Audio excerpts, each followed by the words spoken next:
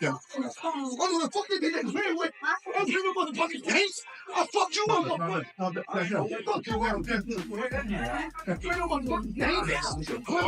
The final press conference for Gervonta Tank Davis versus Lamont Roach was supposed to be just another routine pre-fight event. Stare-downs, some trash talk, and the usual last-minute hype. But instead, it turned into complete chaos. The entire mood changed the second Floyd Mayweather stormed in, flipping the whole scene upside down. No one expected him to show up, but when he did, things went south fast. Floyd has never been on board with Tank's decision to fight Lamont Roach. Since day one, he's trashed the matchup, calling it a joke. Publicly, he's torn it apart, saying Tank should be up against guys like Shakur Stevenson, Devin Haney, or Teofimo Lopez. In Floyd's mind, Tank is wasting his best years fighting opponents who aren't on his level. But the tension between them goes way beyond just fight choices. Lately, Tank has been taking personal shots at Floyd, bringing up his arrest in Dubai, his legal issues, and his damaged reputation. Already on edge, Floyd hasn't been one to hold back against anyone coming at him. So when Tank started throwing shade outside the ring, Floyd wasn't going to let it slide. When he crashed the press conference, he didn't just come to talk, he came to send a message. He stormed toward the stage, completely ignoring Lamont Roach, and went straight for Tank. And that's when everything exploded. Floyd started yelling at Tank, calling him disrespectful and ungrateful.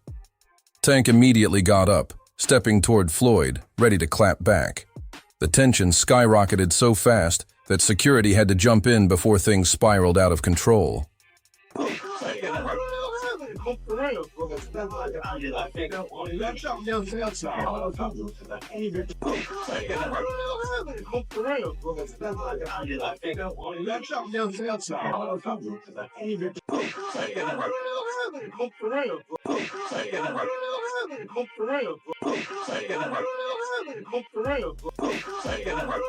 Meanwhile, Lamont Roach could only stand there, watching the chaos unfold. This was supposed to be his big moment, but all eyes were glued to the fiery clash between Floyd and Tank. For years, the relationship between Floyd Mayweather and Gervontadavis has been one of the most toxic in boxing. When Floyd left Bob Arum, it's good for them to do it and become their own boss. And then if another guy does it, it's not good for the sport. He's disloyal. And what's wrong with Tank saying he want to be his own boss? And honestly, I've been there. The relationship between them two is very toxic. It's a toxic relationship. It's up and down and up and down. And I'm not going to elaborate to everything that I know, but it's a very toxic relationship. And that's why when I tweet stuff, I don't tweet often, but when I tweet, I may fire off 50 tweets in the day. And that's why when I tweeted certain things about the relationship, Tank retweeted it because he knows. Like, I'm not just going to say what it is. It's a very toxic relationship. It's back and forth. And I think it would serve him best to go and be his own boss. What started as a mentor-protege bond quickly turned into an intense rivalry. Floyd took Tank under his wing, helped build his career, and gave him a platform through Mayweather Promotions. But once Tank felt Floyd was controlling his moves too much, he wanted out. Set you off because he was like, I gotta do that. A lot of people don't know that what Floyd do. He said. So you feel like it was a sub, like he was subbing you, like, oh, like he was going at me. He was going at me, and I knew for sure he was going at me. That's why I went at him. There's no reason for me to go at Floyd. Yeah, that's what I was thinking. Cause it's weird. I feel like y'all got, I would say love hate, but it's been like the last interview you showed them love. This week it was whatever. But is that sometimes like, you know, is it just like big bro, little bro seeing things different, or what is it to you? No, Floyd don't never. He felt as though I'm at that point where as though I passed him. And I'm doing it at a young age. Wait, like when Floyd was 29, you'll see, bro. Yeah. That deal that I'm talking about. Yeah. Oh, that's a part of the deal. He don't know about that yet. But that's bigger than his deal. Damn. Wow. And I'm just releasing it. Exclusive. That's exclusive. Bigger than Floyd deal? Yeah. Tank no cap, nigga. That's a lot of bread. You'll see. It's gonna come out. That's when the real drama kicked off. Tank walked away from Mayweather Promotions and made it clear he no longer needed Floyd. Ever since then, the two have been going at each other nonstop. Has the time come gotta ask you this. Has the time come for Tank Davis to take control of his own career and leave Mayweather Promotions? It don't necessarily have to be leave Mayweather Promotions. It's about this. Becoming that man, handle your own, responsibility, your own priority. So I feel as though it's my career, so I feel as though I need to be the one to control my career. You know what I mean? So, and it's time. You know what I mean? Everybody don't need to, have them training wheels on them forever. You know what I mean? It's time to, ride their own bike without training. Floyd has constantly downplayed Tank's achievements, acting like he's still the mastermind behind his success. But Tank refuses to give him credit. Things only got worse when rumors started swirling about Tank secretly being involved with Floyd's daughter. Tank finally spoke out about it. Do you think Floyd did that intentionally? Yeah, for sure. Yeah. Why? After so much time, after I guess, again, after what we think, he helped you come to the game, he gave you the spotlight. Like, why would he try to diminish your career? Because at that time, I don't want to go too deep into it, because I don't want to bring up mine. But it was somehow that they were saying that I was messing with his daughter off of the fact that she kept Snapchat. Okay. Kept hitting him with Snapchat. So he said it to Floyd, and Floyd bugged out. Okay. So that's what made it like. And you think that was a downfall of your career? I mean, y'all. No, it was a relationship, not downfall. career. Yeah, it was. Relationship. Yeah, it wasn't a downfall of my career. I mean, my our relationship, because it was more things that he was doing. Like, He scheduled a fight, I think. With all this drama, it's easy to forget there's an actual fight happening. Gervontadavis versus Lamont Roach might not be the biggest fight of Tank's career. But for Roach, it's everything. He's spent years grinding his way up the rankings while Tank has been enjoying the spotlight. They've faced off before in their amateur days, and Tank has beaten him every single time. But Roach believes this time will be different. We fought twice in the same tournament. So, yeah, we fought in the Junior Olympics, in the regionals, and we fought in the nationals. Okay. You fought in the regionals and then fought again in the nationals? Yeah. So we fought in the regionals in Baltimore, in his hometown. It was a close fight. Obviously, I thought I won. There was like an incident where a point got taken from both of us, and it only should have been him, or whatever the case may be. And we sent the tape to USA Boxing, and USA Boxing sent us an at-large bid to go to the nationals. Oh, that's what's up. Yeah, and then they put us on two different sides of the bracket, and we met up in the championship. And he took it again. Yeah, he won a close fight, man. And I Too close. thought I won that one too. One of the biggest talking points leading up to this fight. Tank is set to retire after 2025. 25 is after next year. I'm out of it. After our second fight. You're out of it? Yeah, Care to elaborate on that? out of the sport. After our second fight. Nah, no, I'm gonna win, bro. Nah, I could tell you my fights. He's made it clear that his boxing days are numbered, and that's why fans are frustrated with his recent fight choices. No Lamont Roach, but when you're looking at Shakur Stevenson, when you're looking at these other fighters that he should really be fighting, he don't want to do them fights. He wants to retire. yeah. So don't come and but don't come and come at me. Yeah. And go, oh yeah, let's give it all, very big bollocks, and go, oh yeah, let's give him some stick, and then make out like we want the fight, and then we send an offer over, and then you fight for 15 million, and yet you fight Lamont Roach. Don't do that. Do you know what I mean? It was a real offer. That was true then. It was a real offer. We offered. I said, listen, you keep talking my promoter's gonna get back to you in 48 hours. 50 minutes. Initial offer sent over. But was it Unquell didn't let him out to play? His boss didn't let him out. That's it. So he wants to talk about 50 million. First offer. There was room to negotiate. Of course there was. But he's an idiot. I don't even know if he knows what negotiating means.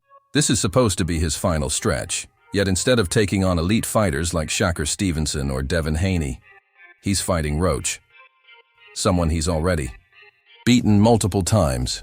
The fact that Lamont Roach is as familiar with Tank Davis as he is, it goes beyond them fighting in the amateurs. They've spent time in camp together. He's been around Tank.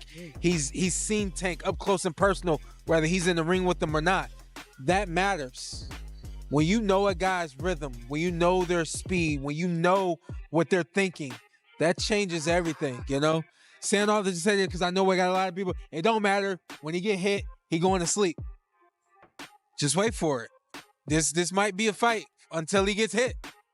And again, he's tasted that before. So if he gets hit and he doesn't go away, we got a fight on our hands, you know?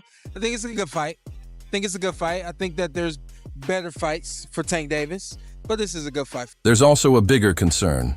People are starting to question if Tank even has the same hunger for boxing anymore. Are you retiring? Are you losing trash. What changed? What made you? It's trash, garbage. If you got the opportunity to sign a prospect for GTD, who will be?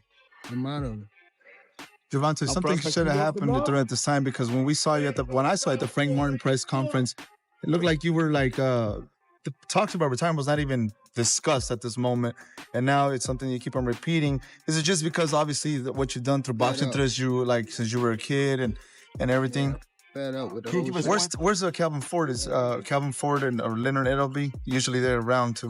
You think you might regain the love for it? You never know. Like you said, you got to spark today. He's called the sport boring, and rumors are flying that his mindset just isn't in the right place.